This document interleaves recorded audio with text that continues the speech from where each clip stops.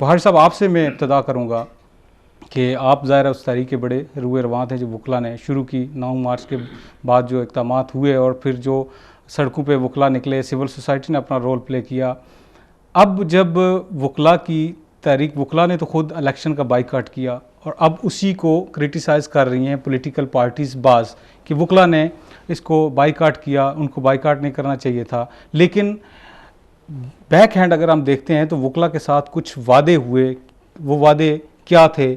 کیا یہ جو حکومت ہے ان وعدوں کو پورا کرتی ہوئی آپ کو دکھائی دیتی ہے؟ کیا کہنا چاہیں گے آپ اس کے بارے میں؟ جی اعجاز صاحب، جو آپ پولیٹیکل پارٹیز کے وعدوں کی بات کر رہے ہیں، میں سمجھتا ہوں کہ وہ وعدے صرف وکلا کے ساتھ نہیں ہیں، وہ پوری قوم کے ساتھ پولیٹیکل پارٹیز نے کیے ہیں. اور اس ایشو پہ، ججز کی بحالی، عدلیہ کی آزادی کے ایشو پہ لوگوں نے پولیٹیکل پارٹیز کو ووٹ دیے ہیں. اب اگر پولیٹیکل پارٹیز اپنے وعدوں سے انحراف کرتی ہے تو یہ ان کے لیے بھی خطرناک ہے اور اس ملک پاکستان کے لیے بھی خطرناک ہے.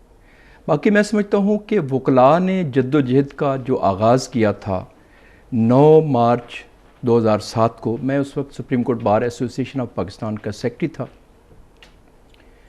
وکلاء نے ایک پوری دنیا میں ایک مثال قائم کر دی کہ کس انداز سے انہوں نے رول آف لاء کے لیے، عدلیہ کی آزادی اور بحالی کے لیے ایک آمر اور ظالم اور ایک ڈکٹیٹر کے خلاف اٹھ کھڑے ہوئے، اور اپنے اندر کے سیاسی گروپ ہونے کے باوجود وکلاء نے ایک یونٹی کا مظاہرہ کیا. اور اس یونٹی کو پاکستان کی پوری قوم نے، بلکہ پاکستان سے باہر جو پاکستانی ہیں پوری دنیا میں، سب نے اس کو اپریشیٹ کیا اور ہر لیول پہ سپورٹ کیا. اور یہی وجہ تھی کہ سول سوسائٹی نے، پولیٹیکل پارٹیز بھی مجبور ہو کر ہماری اس تحریک میں شامل ہوئی، کیونکہ پبلک کی یہ ول تھی کہ اس تحریک کو آگے بڑھایا جائے. اور آپ نے دیکھا، پوری دنیا نے دیکھا کہ وہ تحریک ایک مثالی تحریک بن کے ابھری، اور بالآخر 20 جولائی کو سپریم کورٹ آف پاکستان کے فل بینچ کو وہ فیصلہ جو افتخار چودھری صاحب کے خلاف ریفرنس دائر ہوا تھا وہ انہیں واپس لینا پڑا، اور بالآخر ان کو بحال کر کے اس عہدے پہ دوبارہ بٹھانا پڑا. اب اس کے بعد پھر ایک وار کیا. ہم لوگ شاید یہ سمجھتے تھے کہ معاملہ ختم ہو گیا، لیکن اسٹیبلشمنٹ نے ہار نہیں مانی.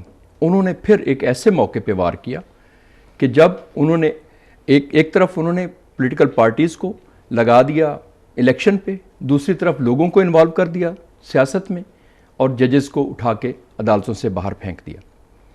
میں سمجھتا ہوں کہ اس کے بعد پھر ایک بار پوری شدت سے وکلا برادری اور سول سوسائٹی باہر آئی، اور پھر نئے سرے سے ایک تحریک چلی، اور جس کے نتیجے میں پولیٹیکل پارٹیز کو ووٹ ملے اسی وعدے پہ.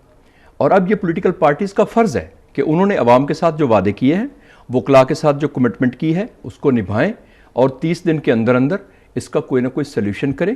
یہ کسی جج کو نوکری دلانے کی بات نہیں ہے، یہ ایک اصول منوانے کی بات ہے.